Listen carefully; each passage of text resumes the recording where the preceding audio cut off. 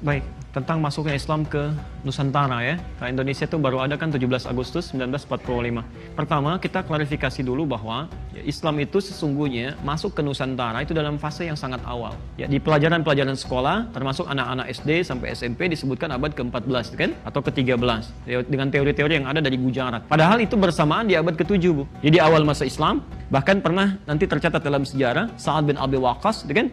Itu dalam satu ekspedisi pernah ikut sampai ke kota Baros, 414 km dari kota Medan, ya, di kota Baros. Jadi dari awal abad ke-7 sudah ada, sudah masuk, gitu kan? Ini sudah bersamaan. Dan tidak benar kalau agama pertama di Nusantara itu Hindu, kemudian Islam datang. Tidak, itu bersamaan. Ya, baik Hindu ataupun Islam itu sudah bersamaan, ada dalam dakwah dan sudah disebarkan. Dan yang datang itu bukan cuma pedagang dari Arab, Masya Allah, tidak. Orang-orang Arab yang datang itu, baik dari Hadramaut, yang dari Yaman dan sebagainya, itu dibekali ilmu, ada misi dakwah. Ya, dipetakan daerahnya, dia kembali dia catat gitu kan. Kemudian dibekali misi dakwah, mereka berdagang ya sambil menyebarkan nilai-nilai keislaman. Sampai puncaknya, berdirilah kemudian kesultanan-kesultanan, kerajaan-kerajaan Islam di Nusantara dari mulai Sabang ya sampai dengan Merauke-nya. Dari Sumatera sampai ke ujung bagian timur. Bahkan di timur ini ada yang terkenal dengan kerajaan-kerajaan Islam. Dalam bahasa Arab kerajaan disebut dengan rajanya Malik, kerajaannya Muluk. Dalam bahasa orang lokal disebut dengan Maluku. Ya, Maluku itu asalnya dari bahasa Arab yang ada kerajaan-kerajaan Islam. Karena di situ ada Ternate, ada Tidore, ada Bacan, ada Ambon dan macam-macam. Termasuk sampai ke Papua. Nah, kemudian di masa-masa di abad ke-13, nah ini yang harus diketahui. Abad ke-13 itu bukan awal masuknya Islam, tapi penguatan nilai-nilai keislamannya. Di orang tua dulu merintis ya, membawa Islam, ya kemudian ulama setelahnya mengajarkan nilai-nilai keislaman yang benar. Ya, bagaimana caranya misalnya sholat dengan baik, bagaimana cara bertauhid. Karena pada waktu itu masih diperkenalkan. Kan ada orang yang kenal Islam tapi belum bisa sholat dengan baik kan? Ya, saking hafalnya Al-Fatihah, cepatnya luar biasa gitu kan? Ya, nah, ini persoalan-persoalan di sini. Maka diutuslah kemudian oleh Sultan Turki pada saat itu, ya kisaran tahun 1400-an. Ya, 1400-an, di awal masa ke-13, dari 1200 bahkan ya, 1200 sampai ke 1400-an, dikirimkan ulama-ulama. Ini ulama-ulama, awas hati-hati ya, hati-hati, yang dekat dengan Allah, yang paham tentang sistem kehidupan, dan tahu tentang fikih dakwah. Dalam bahasa Arab, orang yang punya ilmu dan dekat dengan Allah, itu bukan cuma disebut dengan ulama, tapi wali. Wali, jamaknya aulia. Ya, jamaknya aulia. Misal Quran surah kedua Al-Baqarah ayat 257. Posisi sebelah kanan paling atas. Allahu waliyul ladzina amanu yukhrijuhum minadh dhulumati ilan nur. Ya. Allah menjadi wali bagi orang-orang beriman. Maksudnya memberikan dia ilmu, berikan dia kekuatan dan sebagainya. Maka diutuslah 9 orang pada saat itu semuanya dari Arab. Ada dari Palestina, ya, ada Syekh Hasanuddin misalnya, ada dari Mesir, Syekh Ahmad Jumadil Kubra. Ahmad Jumadil Kubra ini ahli dakwah, ya ahli fikih juga, ahli Islam. Yang nanti punya 2 orang anak pertamanya dibawa ke Nusantara, anak keduanya tinggal di Mesir. Ahmad Jumadil Kubra berdakwah sampai ke ujung Sumatera nanti, dari Jawa. Ya. Siapa Ahmad Jumadil Kubra ini? Ya, seorang ulama besar dari Mesir, ahli dakwah, dibawa kemudian anaknya, salah satunya namanya Maulana Ishaq. Maulana Ishaq itu yang tadi, yang saya turunkan sampai muncul kayak Haji Ahmad Dahlan, sampai muncul kayak Haji Muhammad Hashim Asy'ari. Satu lagi, dia tinggal di Mesir, bernama Syarif Abdullah. Ini bukan Sunan Gunung Jati, Syarif Abdullah ini anak-anak dari sini. Nanti yang paling menarik, ketika beliau berdakwah di kisaran awal abad ke-15 sampai awal abad ke-15, ya, di situ sedang dikuasai di wilayah ke Sunda sampai ke pertengahan Jawa oleh satu kerajaan besar, ya, satu daerah Sunda Wiwitan, Pajajaran, lebih dekat ke Hindu sebetulnya. Rajanya Prabu Siliwangi. Prabu Siliwangi itu punya kontrol Ibu dari mulai Banten sampai dengan ke perbatasan ke Jawa. Ya, sampai nanti ada salah satu candi Cetok di wilayah Karanganyar ke sebelah atas ke sana. Ya.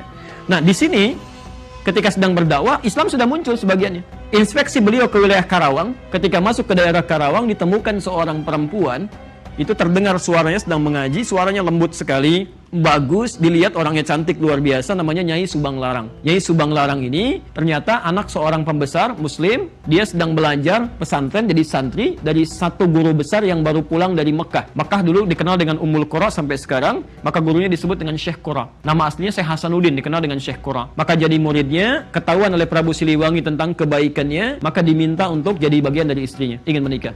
Perhatikan, Nyai Subang Larang apa yang disampaikan? Ini bisa mengatakan begini, ini kan orang bisa mengatakan apa saja, tapi dengan kekuatan imannya dia katakan, lihat kalimatnya, Anda boleh nikahi saya kalau mau masuk Islam. Singkatnya mau, kalau kalimat dikeluarkan dengan nilai keimanan, tidak pernah dipakai berdusta, ya tidak pernah dipakai maksiat, itu nanti Masya Allah ada kekuatan-kekuatan besar di situ yang Allah menggerakkan. Maka masuk Islamlah Prabu Siliwangi, nama aslinya Pamanah Rasa. Dari pernikahan itu melahirkan 3 orang anak, ya 2 laki-laki 1 perempuan. Anak pertama lahir tahun 1423, diberi nama dengan Walang Sungsang. Anak kedua lahir tahun 1426, diberi nama dengan Rara Santang. Anak ketiga lahir 1427, diberi nama dengan Raja Sengara. Semuanya masuk Islam. Walang Sungsang berganti nama menjadi Abdullah Iman, Rara Santang berganti nama menjadi Syarifah Mudaim. Dari tahun inilah kemudian keduanya pergi menunaikan ibadah haji, berangkat. Setelah berhaji ini, ternyata setelah selesai mau pulang bertemu dengan Syarif Abdullah. Syarif Abdullah jatuh hati kepada Syarifah Mudaim, minta izin untuk menikahi pada kakaknya, dinikahkan di situ. Maka ketika Abdullah Iman pulang ya ke daerahnya, ini Syarifah Mudaim gak ikut, disampaikan menikah dengan Syarif Abdullah. Ini pulang, ketika pulang oleh Prabu Siliwangi diberikan tempat di daerah Lemah Wungkuk. Lemah Wungkuk itu dulu banyak etnis di situ, ya ada Arab, ada Cina, ada orang lokal. Dalam bahasa lokal disebut dengan caruban. Caruban itu kumpulan orang-orang dengan etnis-etnis yang banyak. Karena itu di daerah Lasem, agak ke pesisir sedikit, ya dekat ke Tuban 30 km. Kisaran pantai ada daerah caruban juga di situ. Karena dulu orang Cina masuk pertama kali lewat Lasem. Daerah Karangturi kalau sekarang. Karangturi posisi paling kanan, di situ ada kisaran orang-orang Cina, komunitasnya di situ ya. Tapi kalau ibu tanya, bahasa Jawanya paling halus, ya orang-orang sekitaran itu. Caruban. Nah, kemudian ada biasa mereka membuat tentang rebon, ya dari udang itu campuran di situ. Maka sampai sekarang daerah itu untuk membedakan dengan yang di Lasem disebut dengan Cirebon. Ya, itu asalnya. Saya kembali, yang ini pergi ke Mesir, menikah dengan Syarif Abdullah, tinggal 20 tahun di sana, melahirkan seorang anak bernama Syarif Hidayatullah. Syarif Hidayatullah inilah yang kemudian pulang ketika menghadap kakeknya diberikan kewenangan di Gunung Jati, maka dikenal dengan Sunan Gunung Jati. Perhatikan pelan-pelan ya, Sunan Gunung Jati ini itu bukan termasuk yang 9 wali pertama. Ini generasi keempat. Jadi kayak Sunan Kalijaga, Sunan Gunung Jati itu orang lokal, maksudnya dari campuran sebelumnya. 9 wali yang pertama itu bukan dari yang orang-orang ini generasi keempat, yang awal.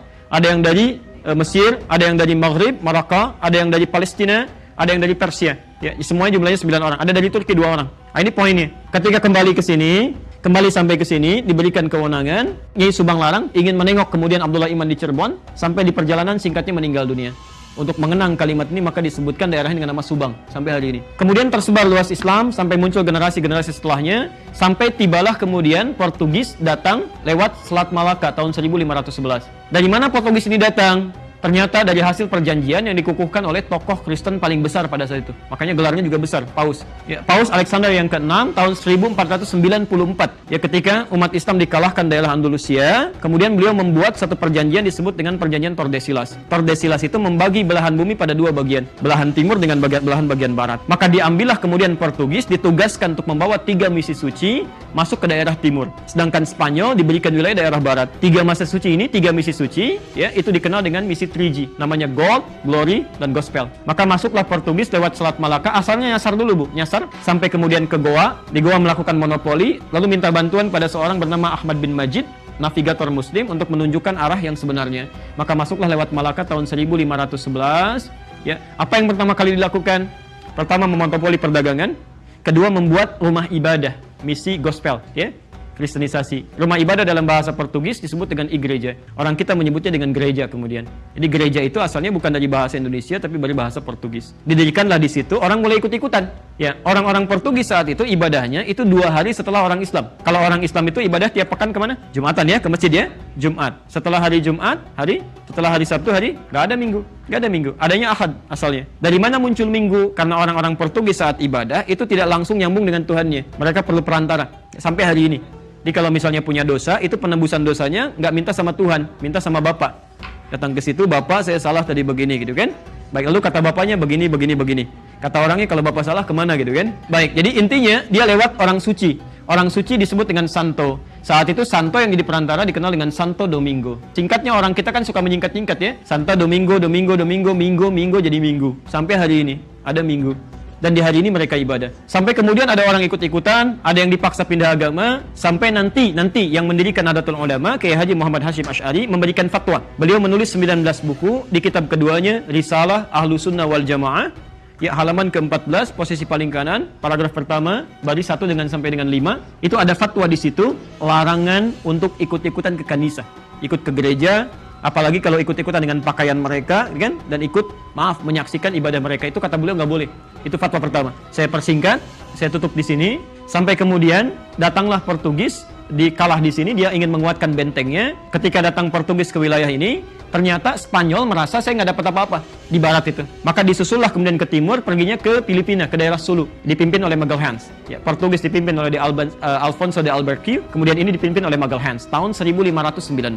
Tahun 1519 takut karena ada persaingan, maka dibuatlah kemudian benteng di daerah Sunda Kelapa. Datang ke Sunda Kelapa di pinggir pantai dibikin benteng. Saat masuk ke sini itu kemudian mohon maaf ya, maaf sekali lagi, menyerang penduduknya, mencelakai, membangun tempat ibadah, sehingga Sunan Gunung Jati yang diberikan kekuasaan tadi mengutus menantunya. Beliau punya 2 anak. Anak pertama namanya Muhammad laki-laki, kedua perempuan, menikah dengan seorang jenderal besar, soleh dekat dengan Allah. Namanya Fathullah, orang lokal menyebutnya Fatahillah, Portugis menyebutnya Faletehan. Maka diutuslah kemudian untuk bisa membebaskan dalam bahasa Arab disebut dengan Fatah, wilayah Sunda Kelapa ini. Maka kemudian dibaca surah Al-Fatah itu, ya, Inna fatahna laka fatham mubina. Mereka berwudu dulu, sholat dulu dan berjihadlah ke sini. Saya persingkat, dibebasanlah kota itu pada tanggal 22 Ramadan 933 Hijrah, bertepatan dengan 22 Juni tahun 1527. Saat dibuka ini, mereka sadar bahwa ini bukan ikhtiar kita saja, bukan kekuatan kita, tapi ada ridha Allah di sini. Maka kemudian untuk mengenang ini, untuk generasi setelahnya, untuk orang-orang setelahnya yang tinggal di sini, ingin disampaikan kamu harus dekat dengan Allah, jangan jauh dari Allah, karena ini dianugerahkan oleh Allah. Maka diambillah nama kota ini, dirubah dari Sunda Kelapa menjadi nama Quran. Inna fatahna laka fatham mubina. Fatham mubina itu dalam bahasa lokal dikenal dengan Jayakarta.